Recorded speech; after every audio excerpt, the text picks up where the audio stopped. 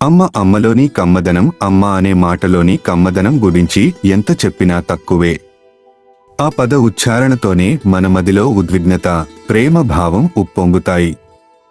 ఈ ప్రపంచములోనికి రాక పూర్వము తల్లి గర్భమే మన నివాసం.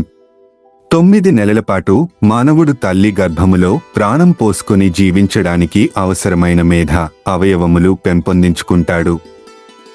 మనిషి తొలుత తల్లిలోని శరీరాంతర్భాగమై ఎదిగి అమ్మలోని కమ్మదనాన్ని ఆస్వాదిస్తాడు. ఈ భూమిపై మనుగడ సాధించడానికి అమ్మ తన బిడ్డకు అర్హత కలిగిస్తుంది. ఈ శరీరం ద్వారా ఇహంలోనూ పరంలోనూ ఏది సాధించినా మనిషికి ఆలంబన, ప్రాతిపదిక తల్లే. తన సంతానం సమాజంలో గౌరవంగా జీవించాలని, పరంపరాభివృద్ధి సాధించాలని అమ్మ మనసా వాచా కర్మణ అభిలషిస్తుంది. అందుకోసం ఆ తల్లి చేసే త్యాగాలు అపారమైనవి. తనను తాను జ్వలింపజేసుకుంటూ తన సంతానానికి వెలుగును ప్రసాదిస్తుంది. కష్టసాధ్యమైన అమ్మ పాత్ర, అమ్మలోని అవ్యాజ ప్రేమానురాగాలు ఏ కొలబద్దకు అందనివి. అమ్మ పాత్ర అత్యంత కష్టసాధ్యమైనది. ఈ పాత్ర నిర్వహించడంలో అమ్మ శారీరక మానసిక బాధలను కూడా లెక్క చేయదు. అటువంటి తల్లికి నేటి సమాజంలో లభిస్తున్న స్థానం దయనీయమైంది. కుటుంబంలోని వ్యక్తుల నుండి ప్రేమానురాగాలు కరువై వృద్ధాశ్రమాల్లో జీవిస్తున్న తల్లుల సంఖ్య గణనీయంగా పెరుగుతూనే ఉంది. జీవిత చరమాంకంలో నానమ్మగానో అమ్మమ్మగానో మనుగడ సాగించాల్సింది పోయి ఆయాలుగా, అనాథలుగా జీవిస్తున్నారు. కన్నా రాపాని లాలించి పెంచిన తల్లిని కన్నవారు కాసికైనా కాటికైనా పొమ్మని సూచిస్తున్న ఉదంతాలు పెరుగుతున్నాయి. అమ్మ గర్భమే గర్భగుడి. 15 దైవ జీవ భావాలకు ఆలవాలమైన అమ్మ గర్భమే శిశువు ఆవిర్భానికి కొలువైన గర్భగుడి. అమ్మకు అమ్మ అయి పుడితే తప్ప తీరనిది ఈ జన్మాంతర రుణభారం. నెల తప్పడం తల్లితనం పరీక్ష ఉత్తీర్ణతలో మొదటి మెట్టయితే, క్రమం తప్పకుండా వైద్యుల పర్యవేక్షణలో పండంటి బిడ్డను కనటం చివరి మెట్టు. ప్రాణానికన్నా తాను ఎక్కువగా ప్రేమించే నాథుని నిజ ప్రాణ ప్రతిబింబాన్ని ఆ నాథుని చేతిలో పెట్టాలనే ఏ వివాహిత అయినా కోరుకుంటుంది. ఆ ప్రయత్నంలో తన ప్రాణాల్ని కూడా లెక్క చేయని నైజం ఆమెది.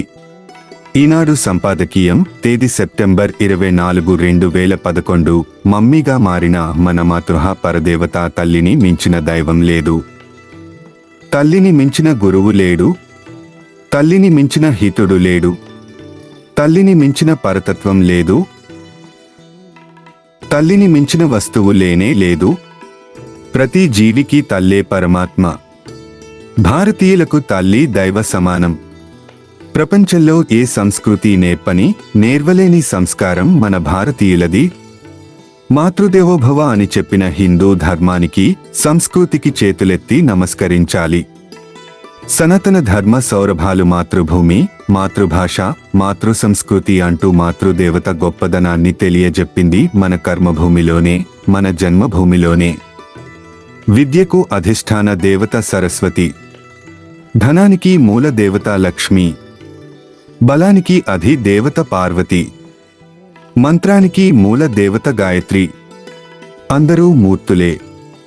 ప్రతి మనిషికి తల్లే ప్రథమ గురువు. ప్రతి బిడ్డ మొదటి పాఠాలు తల్లి వద్దే నేర్చుకుంటాడు. ప్రతి శిశువు తన నోటి నుండి మొదటిసారిగా పలికే మాట అమ్మ. కానీ ఈనాటి తల్లులందరూ విదేశీ భాష మోజులో అమ్మ అని అనిపించుకోవడము చిన్నతనంలా భావిస్తున్నారు. తద్వారా తమ విలువలను తామే పోగొట్టుకుంటున్నారు. పరదేశ సంస్కృతితో పెరిగిన పిల్లలు పెద్ద అవగానే తల్లిదండ్రులకు దూరమవుతున్నారు.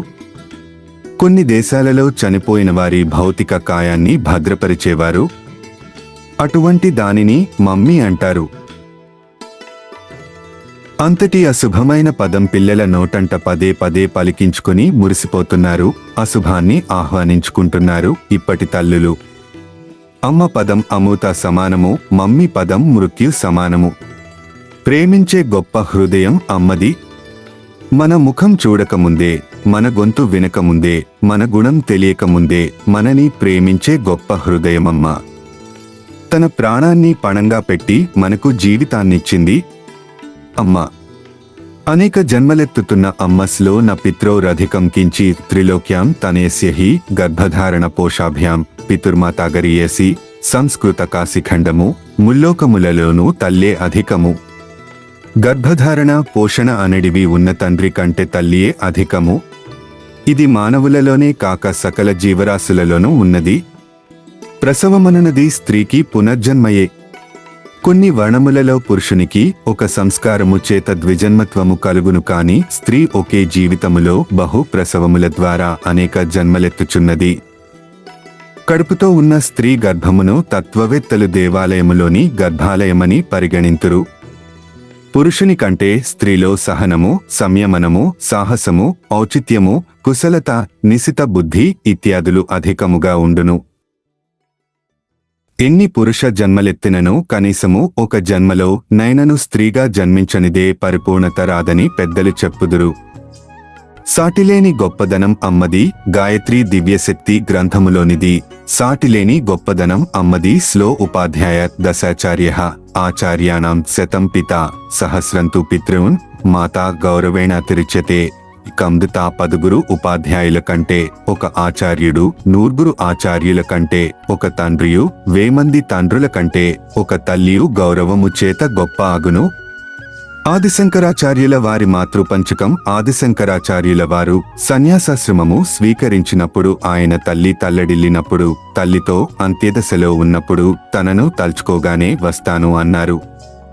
ఆ విధంగానే తల్లి ఆర్యాంబ కాలడిలో మరణశయ్యపై ఉండి తనను తలుచుకోగానే వచ్చి ఉత్తర క్రియలు, అంత్యక్రియలు నిర్వహించారు. ఆ సందర్భంలో ఆదిశంకరాచార్యుల వారు చెప్పిన 5 శ్లోకాలు మాతృపంచకంగా ప్రసిద్ధి చెందాయి, మనస్సులను కదిలించాయి. 1వ శ్లోకం శ్లో ముక్తామణిస్తం నయనం మమేతి రాజేతి జీవేతి చిరం సుతత్వం ఇత్యుక్తవత్యాస్తవవాచి మాతః దదామ్యహం తండులమేవ శుష్కం తా అమ్మ. నువ్వు నా ముత్యానివిరా, నా రత్నానివిరా, నా కంటి వెలుగు. నాన్న, నువ్వు చిరంజీవిగా ఉండాలి అని ప్రేమగా నన్ను పిలిచిన నీ నోటిలో ఈనాడు కేవలం ఇన్ని శుష్కమైన బియ్యపు గింజలను వేస్తున్నాను. నన్ను క్షమించు. 2వ శ్లోకం శ్లో అంబేతి తాతేతి శివేతి తస్మిన్ ప్రసూతికాలే యదవోచదుచ్చర్హ కృష్ణతి గోవింద హరే ముకుందే త్యహో జనన్యే రచితోయ మంజలాహ. తా పంటి బిగువున నా ప్రసవకాలములో వచ్చే ఆపుకోలేని బాధను అమ్మ, అయ్యా, శివ, కృష్ణ, హర, గోవింద అనుకుంటూ భరించి నాకు జన్మనిచ్చిన తల్లికి నేను నమస్కరిస్తున్నాను. 3వ శ్లోకం శ్లో ఆస్తాం తావదియం ప్రసూతి సమయే దుర్వార శూలవ్యథా నైరుచ్యం తనుశోషణం మలమయీ శయ్యా చ సంవత్సరీ ఏకస్యాపి న గర్భభార భరణ క్లేశస్య యస్యా క్షమః దాతుం నిష్కృతిమున్నతోపి తనేహ తస్యై జనన్యే నమః తా అమ్మ. నన్ను కన్న సమయంలో నువ్వు ఎంతటి శూలవ్యధను, కడుపు నొప్పిని అనుభవించావు కదా. కళను కోల్పోయి శరీరం శుష్కించి ఉంటుంది. మలముతో శయ్య మలినమైన 1 సంవత్సర కాలం ఆ కష్టాన్ని ఎలా సహించావో కదా. ఎవరు అలాంటి బాధను సహించలేరు. ఎంత గొప్పవాడైనా కుమారుడు తల్లి రుణాన్ని తీర్చుకోగలడా? అమ్మా, నీకు నమస్కారం చేస్తున్నాను.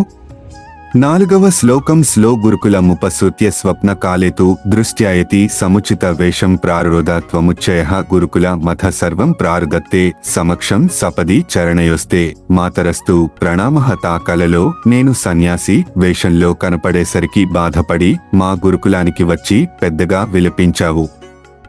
ఆ సమయంలో నీ దోహకం అక్కడి వారందరికీ బాధ కలిగించింది. అంత గొప్పదానివైన నీ పాదాలకు నమస్కరిస్తున్నాను.